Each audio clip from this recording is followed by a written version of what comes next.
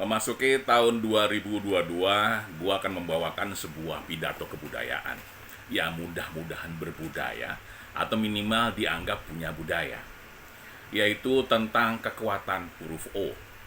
Beberapa orang sudah pernah mengangkat hal ini, tapi gua mau coba mempersingkat sekaligus memperjelas serta memperdalam. Kenapa huruf O penting di Indonesia? Kita lihat contoh yang pertama adalah kasus Presiden Indonesia. Semuanya yang punya masa kerja panjang adalah presiden dengan jumlah huruf O banyak. Contoh, Soekarno pernah diangkat jadi presiden seumur hidup. Soeharto ada O-nya. 30 tahun lebih jadi presiden. Setelah itu Susilo Bambang Yudhoyono ada 4 huruf O-nya.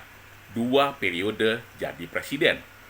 Setelah itu Bapak Joko Widodo ada 4 O-nya.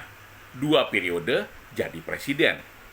Contoh lain, dalam dunia kesenian kita kenal kelompok komedian legendaris Warung Kopi DKI atau Warkop DKI yang personilnya Dono, Kasino, dan Indro. Lagi-lagi banyak huruf O-nya. Selain itu, ada kelompok yang mungkin personilnya tidak punya huruf O, tapi sempat tercatat sebagai kelompok komedi termahal di masanya, yaitu Bagito. Lagi-lagi ada huruf O-nya. Setelah Bagito, ada lagi kelompok komedian lain yang juga mengandung huruf O, yaitu Patrio. Anggotanya ada Parto, ada Akri, ada Eko. Lagi-lagi ada O-nya. Itu menunjukkan bahwa huruf O itu penting untuk punya posisi penting di Indonesia. Beberapa orang bilang sama gua, wah rasis lu Ser. Lu sama aja menganggap bahwa yang akan berkuasa harus orang Jawa. Yang sukses harus orang Jawa. Yang hebat harus orang Jawa. Lu enggak. Temen gue bukan orang Jawa, namanya ada O-nya. Renaldo, Aldo, itu kan ada O-nya juga. Jadi tidak harus orang Jawa.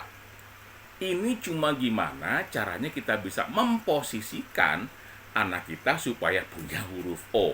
Itu juga kalau percaya.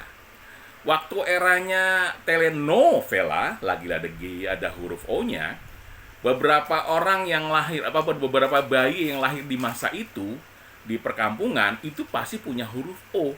Kenapa? Karena termakan oleh nama-nama yang ada di telenovela. Jadi nggak salah ketika melibatkan huruf O di dalam nama kita.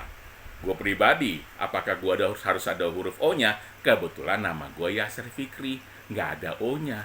Gimana biar ada O-nya? Tambahin Om depannya, jadi Om Yasser. Minimal gue punya 1 huruf O di nama gue.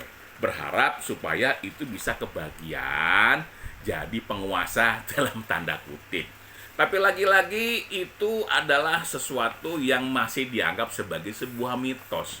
Apakah mitos itu terbukti benar atau hanya sebuah kebetulan? Terus terang gue nggak pernah tahu.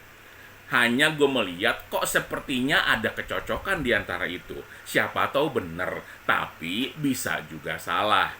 Nah, sekarang kita coba lihat nih dari kata-katanya. Kalau kita merunut ke bahasa Inggris, O itu punya nuansa kesempatan. Di kata-kata apa? Opportunity. Lagi-lagi ada huruf O-nya. Kata-kata lain, yesterday, nggak ada huruf O-nya. Kita hanya dibantu melewati hari tersebut. Bagaimana dengan tomorrow? Itu ada 2 huruf O-nya. Artinya menjanjikan sebuah harapan. Balik ke Indonesia dengan kata-kata yang sama. Kalau di Amerika atau bahasa Inggris, yesterday di kita artinya kemarin, nggak ada huruf O-nya.